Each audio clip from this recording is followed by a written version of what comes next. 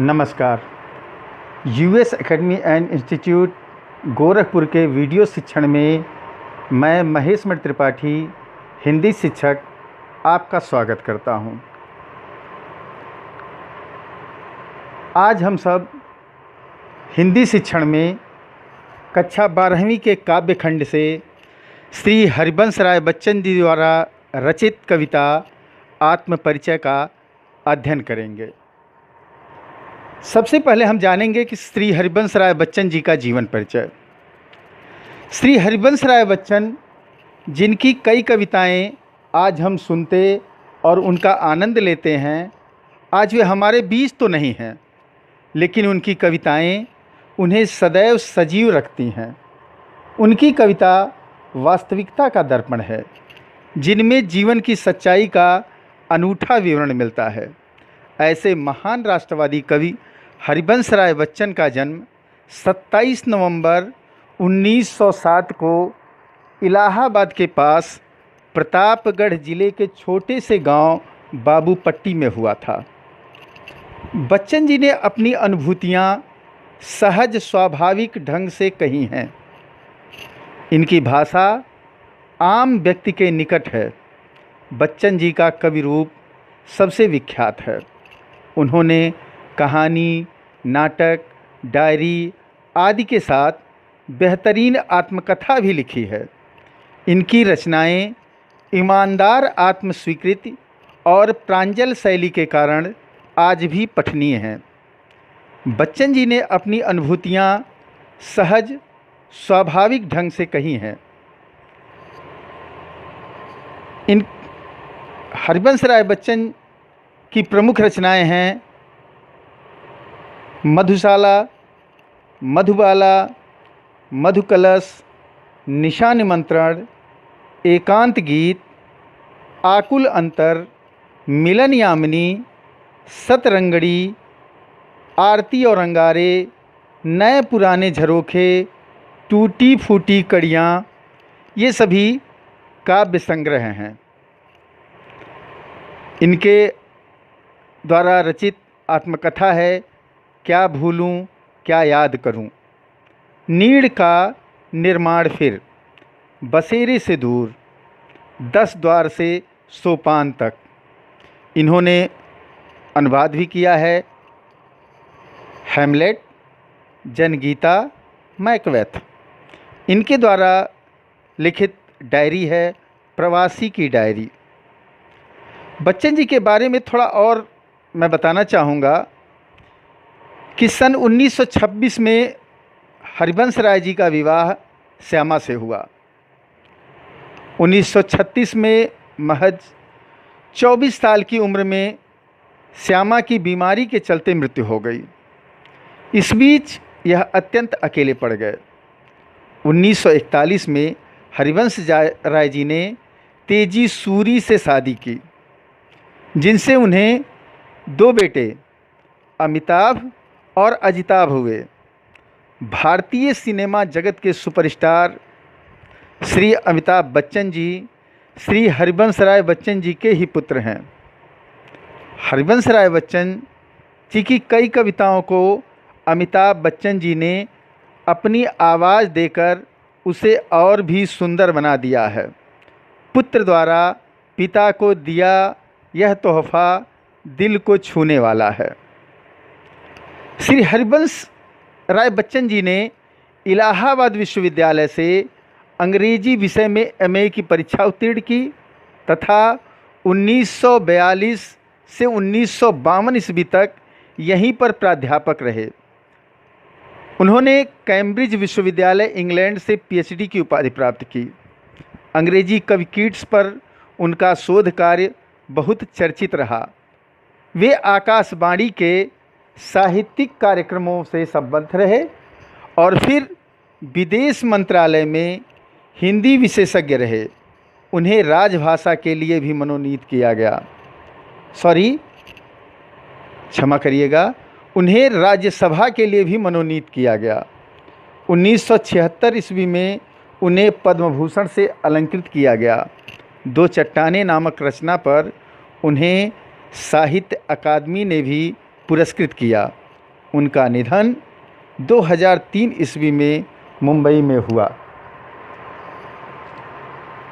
बच्चन जी हालावाद के सर्वश्रेष्ठ कवियों में से एक हैं। दोनों महायुद्धों के बीच मध्य वर्ग के विक्षुब्ध विकल मन को बच्चन जी ने वाणी दी। उन्होंने छायावाद की लाक्षणिक वक्रता की बजाय सीधी साधी जीवंत भाषा और संवेदना से युक्त गेय शैली में अपनी बात कही। उन्होंने व्यक्तिगत जीवन में घटी घटनाओं की सहज अनुभूति की ईमानदार अभिव्यक्ति कविता के माध्यम से की है। यही विशेषता हिंदी काव्य संसार में उनकी प्रसिद्धि का मूलाधार है। आत्मपरिचय कविता के माध्यम से हरिवंश राय बच्चन जी का मानना है कि स्वयं को जानना दुनिया को जानने से ज़्यादा कठिन है। समाज से व्यक्ति का नाता खट्टा मीठा तो होता ही है, संसार से पूरी तरह निरपेक्ष रहना संभव नहीं है। दुनिया अपने व्यंग बाण तथा शासन प्रशासन से चाहे जितना कष्ट दे, पर दुनिया से कटकर मनुष्य रह भी नहीं पाता, क्योंकि उसकी अपनी अस्मिता, अपनी पहचान का उत्स, उसका परिवेश ही उसकी दुनिया है। कवि अपना परिचय देते हुए लगातार दुनिया से अपनी दुविधात्मक और द्वंद्वात्मक संबंधों का मार्ग उद्घाटित करते चलते हैं। वह पूरी कविता का सार एक पंक्ति में कह देते हैं कि दुनिया से मेरा संबंध प्रीति कलह का है, मेरा जीवन विरुद्धों का सामंजस्य है, उन्मादों में अवसाद, रोदन में राग, शीतलवाणी में आग, विरुद्धों का विरोधाभास मूलक सामंजस्य साधते साधते ही वह बेखुदी, वह मस्ती, वह दीवानगी व्यक्तित्व में उतर आई है कि दुनिया में हूँ, दुनिया का तलबगार नहीं हूँ, बाजार से गुजरा हूँ, खरीदार नहीं हूँ। ऐसा कुछ कहने का ठस्सा पैदा हुआ है। यह ठस्सा ही छायावादोत्तर गीत काव्य का प्राण है। किसी असंभव आदर्श की तलाश में सारी दुनिया ठुकराकर उस भाव से कि जैसे दुनिया से उन्हें कोई वास्ता ही नहीं है। तो आइए पढ़ते हैं श्री हरिवंश राय बच्चन जी द्वारा रचित कविता आत्मपरिचय। कविता है कि मैं जग जीवन का भार लिए फिरता हूँ, फिर भी जीवन में प्यार लिए फिरता हूँ, कर दिया किसी ने झंकृत जिनको छूकर, मैं सांसों के दो तार लिए फिरता हूँ। यहाँ बच्चन जी ने लिखा है कि मैं जग जीवन का भार लिए फिरता हूँ, फिर भी जीवन में प्यार लिए फिरता हूँ। जग जीवन यानी सांसारिक जीवन, सांसारिक गतिविधि। मैं जग जीवन का भार लिए फिरता हूँ, फिर भी जीवन में प्यार लिए फिरता हूँ। बच्चन जी कहते हैं कि मैं सांसारिक जीवन का भार उठाकर घूमता रहता हूँ, इसके बावजूद मेरा जीवन प्यार से भरा पूरा है। जीवन की समस्याओं के बावजूद मेरे जीवन में प्यार है। कर दिया किसी ने झंकृत जिनको छूकर, मैं सांसों के दो तार लिए फिरता हूँ। बच्चन जी कहते हैं कि मेरा जीवन सितार की तरह है, जिसे किसी ने छूकर झंकृत कर दिया है। फलस्वरूप मेरा जीवन संगीत से भर उठा है, संगीतमय हो उठा है, यानी मेरा जीवन इन्हीं तार रूपी सांसों के कारण चल रहा है। मैं स्नेह सुरा का पान किया करता हूँ, मैं कभी न जग का ध्यान किया करता हूँ। जग पूछ रहा उनको जो जग की गाते, मैं अपने मन का गान किया करता हूँ। यहाँ स्नेह सुरा का अर्थ है प्रेम रूपी शराब, प्रेम रूपी मदिरा। मैं स्नेह सुरा का पान किया करता हूँ, मैं कभी न जग का ध्यान किया करता हूँ। बच्चन जी कहते हैं कि मैं हमेशा स्नेह रूपी शराब पिया करता हूँ, अर्थात मुझ पर प्रेम का नशा छाया रहता है, मैं प्रेम में मस्त रहता हूँ, मैं कभी संसार की परवाह नहीं की, क्योंकि लोग मेरे बारे में क्या सोचते हैं, क्या कहते हैं, मैं इसकी परवाह नहीं करता हूँ। अक्सर लोग अपनी मंजिल तक, अपने लक्ष्य तक इसीलिए नहीं पहुँच पाते कि वह सोचते रहते हैं कि आखिर लोग क्या कहेंगे, लोग क्या सोचेंगे मेरे बारे में। गीत की एक पंक्ति है, आप लोगों ने भी सुना होगा कि कुछ तो लोग कहेंगे, लोगों का काम है कहना। तो लोग कहते रहते हैं, लेकिन बच्चन जी कह रहे हैं कि लोग कुछ भी कहें, मैं उनके लोगों की कहे हुए बात की परवाह नहीं करता। क्यों? क्योंकि जग पूछ रहा उनको जो जग की गाते, मैं अपने मन का गान किया करता हूँ। संसार के लोगों की प्रवृत्ति है कि वो उनको पूछते हैं जो संसार के अनुसार चलते हैं तथा उनका गुणगान करते हैं। आजकल समाज में झूठ बोलने वालों की या ऐसी बात बोलें जो आपको अच्छी लगे, ऐसे लोगों की भरमार है और ऐसे ही लोगों को लोग पूछते हैं, मानते हैं, जानते हैं। इसीलिए बच्चन जी ने लिखा है कि जग पूछ रहा उनको जो जग की गाते, मैं अपने मन का गान किया करता हूँ। कि संसार के लोगों की प्रवृत्ति है कि वह उनको पूछते हैं जो संसार के अनुसार चलते हैं तथा उनका गुणगान करते हैं। यहाँ मैं अपने मन की इच्छा के अनुसार चलता हूँ, अर्थात बच्चन जी कहते हैं कि वह वही करते हैं जो उनका मन करता है। अगला है कि मैं निज उर के उद्गार लिए फिरता हूँ, मैं निज उर के उपहार लिए फिरता हूँ, है यह अपूर्ण संसार न मुझको भाता, मैं स्वप्नों का संसार लिए फिरता हूँ।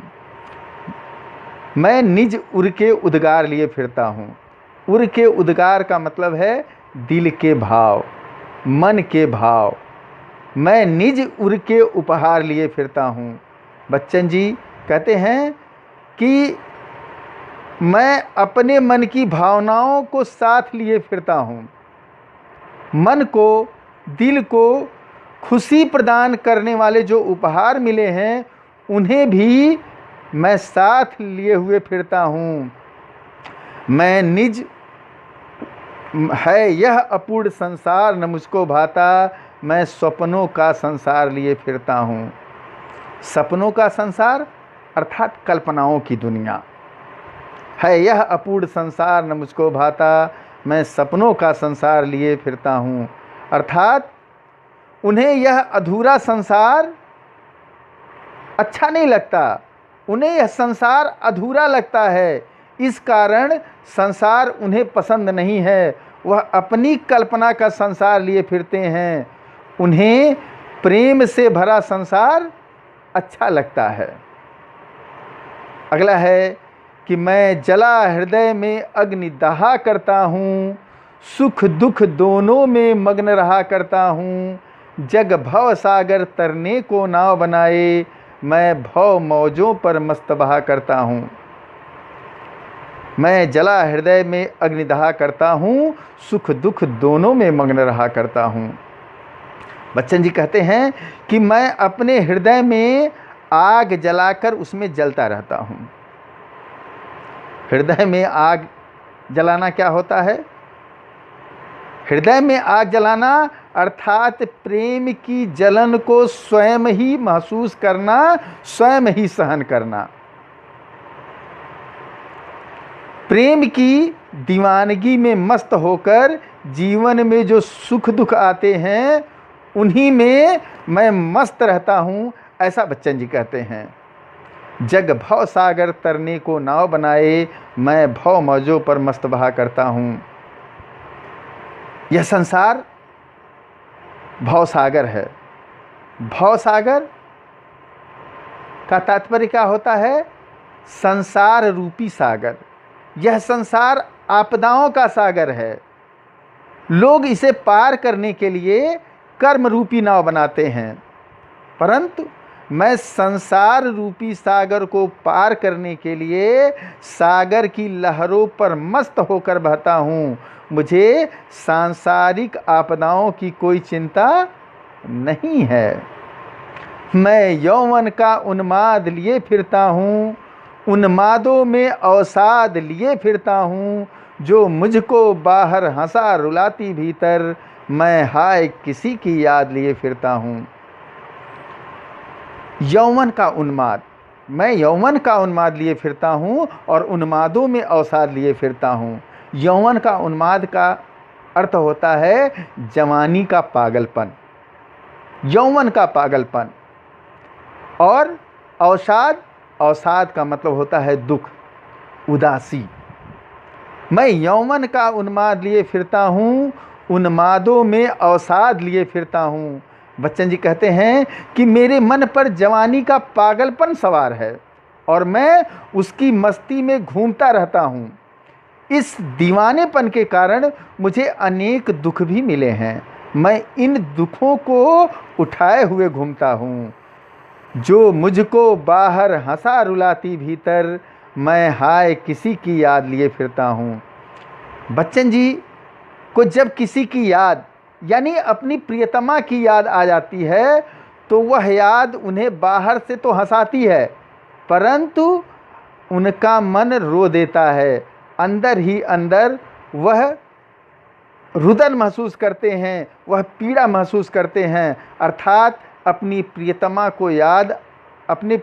की याद आने पर उनका मन व्याकुल हो उठता है। कर यत्न मिटे सब सत्य किसी ने जाना, नादान वही है हाय जहां पर दाना। कर यत्न मिटे सब सत्य किसी ने जाना, नादान वही है हाय जहां पर दाना। फिर मूढ़ न क्या जग जो इस पर भी सीखे, मैं सीख रहा हूँ सीखा ज्ञान भुलाना। कर यत्न मिटे सब सत्य किसी ने जाना, नादान वही है हाय जहां पर दाना। यहाँ ध्यान दें कि नादान और दाना दो शब्द हैं। नादान का अर्थ होता है नासमझ, अनाड़ी, और दाना का मतलब होता है चतुर यानी ज्ञानी। कर यत्न मिटे सब सत्य किसी ने जाना, नादान वही है हाय जहां पर दाना। बच्चन जी कहते हैं कि संसार के लोगों ने जीवन सत्य को जानने की कोशिश की, क्या कोई सत्य जान पाया? कोई भी सत्य नहीं जान पाया। इस कारण हर व्यक्ति नादानी करता दिखाई देता है। ये नादान भी वहीं होते हैं, ये मूर्ख भी वहीं होते हैं जहाँ समझदार होते हैं, जहाँ चतुर होते हैं। फिर मूढ़ न क्या जग जो इस पर भी सीखे, मैं सीख रहा हूँ सीखा ज्ञान भुलाना। अगर इतने पर भी कोई न सीखे तो क्या वह मूर्ख नहीं है? क्योंकि हर व्यक्ति वैभव, समृद्ध, भोग की सामग्री की तरफ भाग रहा है। हर व्यक्ति अपने स्वार्थ को पूरा करने के लिए भाग रहा है। वे इतना सत्य भी नहीं सीख सके। बच्चन जी कहते हैं कि मैं सीखे हुए ज्ञान को भूलकर नई बातें सीख रहा हूँ। अर्थात सांसारिक ज्ञान की बातों को भूलकर मैं अपने मन के कहे के अनुसार चलना सीख रहा हूँ। मैं और जग और कहाँ का नाता, मैं और जग और कहाँ का नाता। मैं बना बना कितने जग रोज मिटाता, जग जिस पृथ्वी पर जोड़ा करता वैभव, मैं प्रतिपग से उस पृथ्वी को ठुकराता। बच्चन जी कहते हैं कि मुझ में और सांसारिक लोगों में कोई संबंध नहीं है, कोई समानता नहीं है। सांसारिक लोगों के साथ मेरा टकराव चल रहा है। मैं अपनी कल्पना के अनुसार नित्य अनगिनत संसार का निर्माण करता हूँ और फिर उसे मिटा देता हूँ। जग जिस पृथ्वी पर जोड़ा करता वैभव, मैं प्रतिपग से उस पृथ्वी को ठुकराता। सांसारिक लोग इस पृथ्वी पर सुख के साधन एकत्रित करते रहते हैं, परंतु मैं हर कदम पर इस धरती के सुख साधन को ठुकराया करता हूँ। अर्थात वह जिस संसार में रह रहे हैं उसी के प्रतिकूल आचार विचार रखते हैं। मैं निज रोदन में राग लिए फिरता हूँ, शीतल वाणी में आग लिए फिरता हूँ। हो जिस पर भूपों के प्रासाद निछावर, मैं वह खंडहर का भाग लिए फिरता हूँ। यहाँ बच्चन जी कहते हैं कि मैं निज रोदन में राग लिए फिरता हूँ, शीतल वाणी में आग लिए फिरता हूँ। बच्चन जी कहते हैं कि मैं अपने रोदन में भी प्रेम लिए फिरता हूँ, उसकी शीतल वाणी में भी आग समाई हुई है, अर्थात उसमें असंतोष झलकता है। शीतलता में भी असंतोष झलकता है। क्यों? कि हो जिस पर भूपों के प्रासाद निछावर, मैं वह खंडहर का भाग लिए फिरता हूँ। भूपों के प्रासाद, भूपों के प्रासाद का मतलब होता है राजा महाराजाओं का महल। प्रासाद का अर्थ होता है महल, और प्रसाद, प्रसाद, प्रसाद का अर्थ होता है कृपा। यहाँ प्रासाद लिखा है जिसका अर्थ है महल। हो जिस पर भूपों के प्रासाद निछावर, मैं वह खंडहर का भाग लिए फिरता हूँ। कि जिस पर राजा महाराजाओं के महल न्यौछावर होते हैं, ऐसे खंडहर का वह एक हिस्सा लिए घूमते हैं। तात्पर्य है कि उनका जीवन प्रेम में निराशा के कारण खंडहर सा हो गया है। फिर भी उन्हें राजसी ठाट बाट की अपेक्षा उनका प्रेम से नीरस जीवन ही प्रिय है।